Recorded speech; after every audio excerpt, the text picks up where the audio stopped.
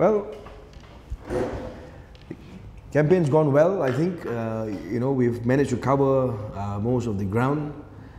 Feedback I see from people generally, it looks positive. But then again, a lot of work to do because we, as all of us know, Barisan Nasional is facing its mega test. So they're going to come at us with everything they've got.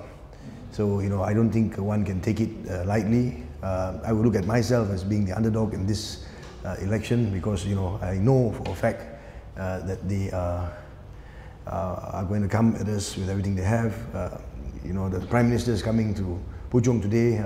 We can expect announcements of sorts, the kind of announcements he's been making in the last couple of days, wherever it is he has been going. So, I think it all comes back to Sunday, and what the people will decide after both sides have finished their respective campaigns.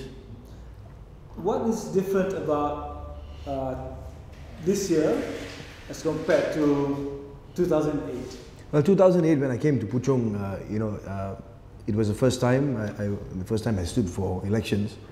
So of course we did not have much experience in the sense of being a candidate. I mean, I've always worked in elections with other people, Mr. Kapal, my dad. But standing as a candidate, standing myself, it was different in 2008. Of course, Puchong being a new place to me then, that presented problems as well, because in terms of logistics, you're not very sure of the place, various areas that you have to visit, issues that are localized to those areas.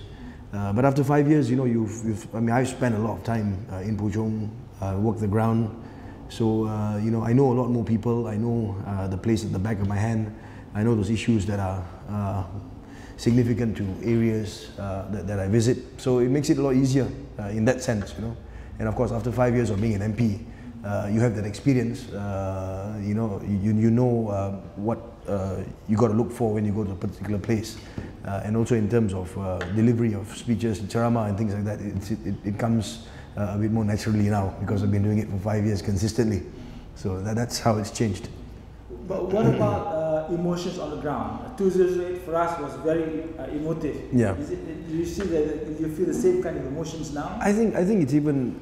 I mean, 2008 we knew something was going on. You could tell from the feeling on the ground that people that there was. I mean, we could feel that there was change coming. But I don't think many people expressed it so openly then.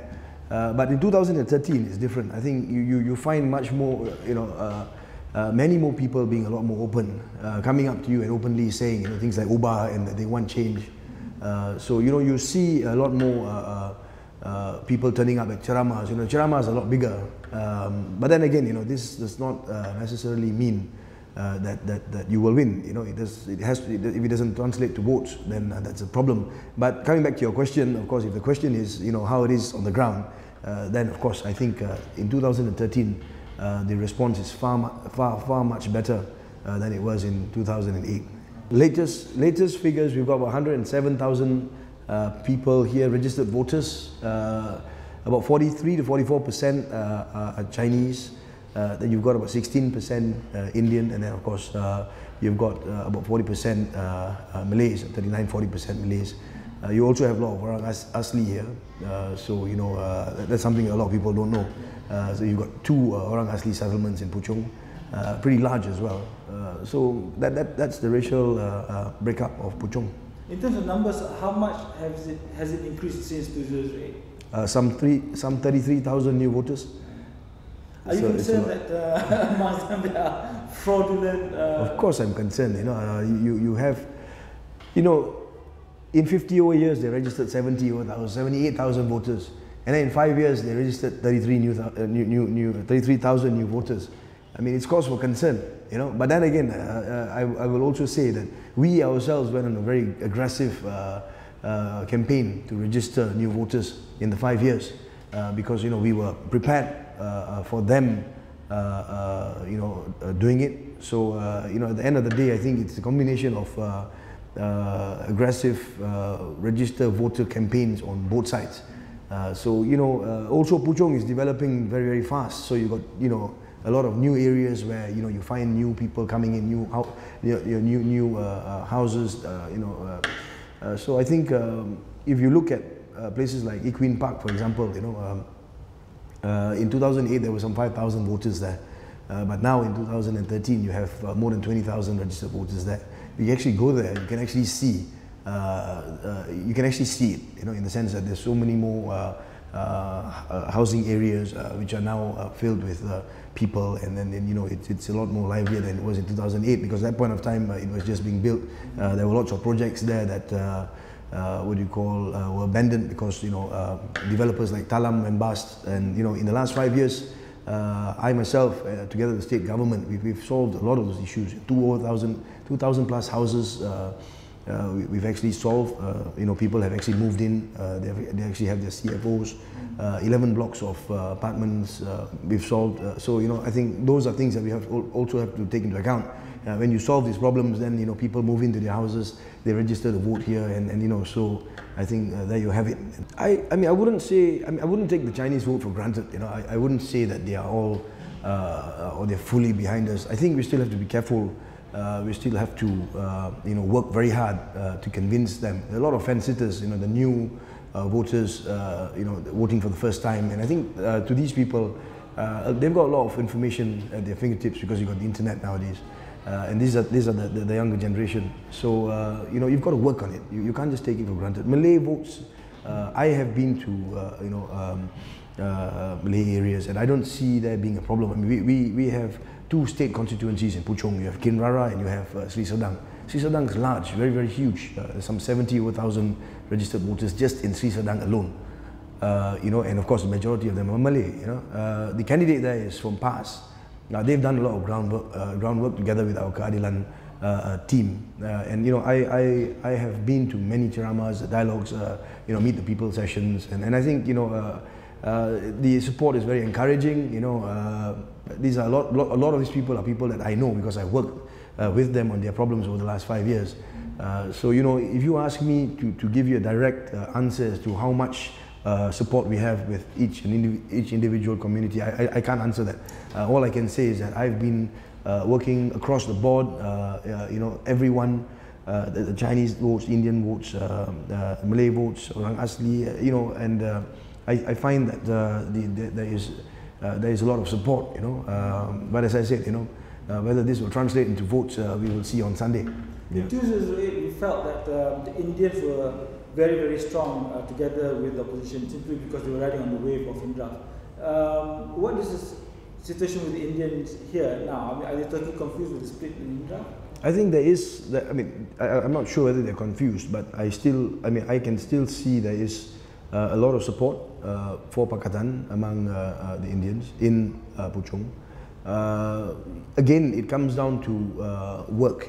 I think in the last 5 years, a lot of effort has gone into solving many of the problems which the Indian community has faced here in Puchong, with regards to temples, schools, other social problems. So we've worked the ground. So I think ultimately it really comes back to that. When people know that you've been there and you've worked, it helps a lot. But generally, you're right.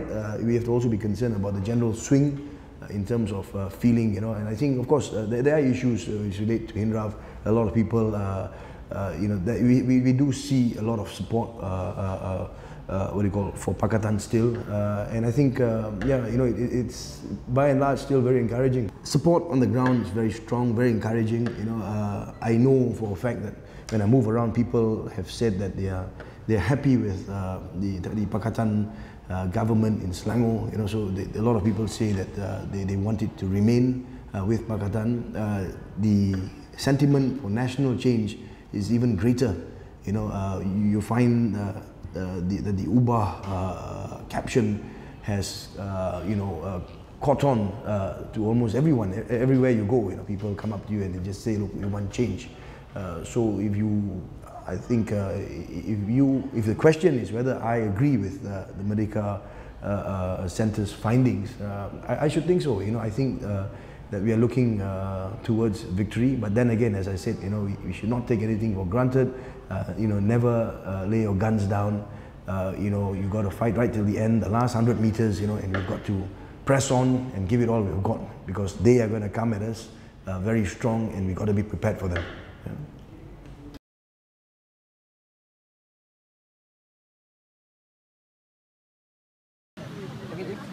Okay, a device, a box that was marked Awas bomb with wires, red and black wires, was found at our Kinrara office.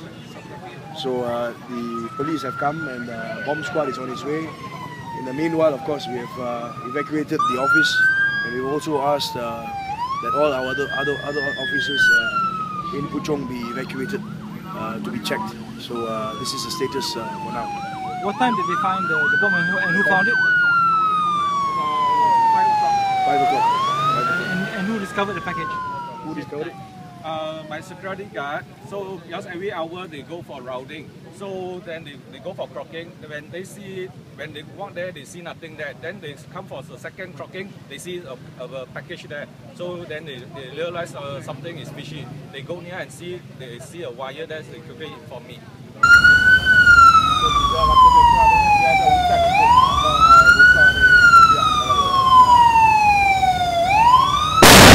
Pihak polis telah menerima panggilan daripada orang awam mengatakan terdapat kotak yang bertulis tertera Awas bom.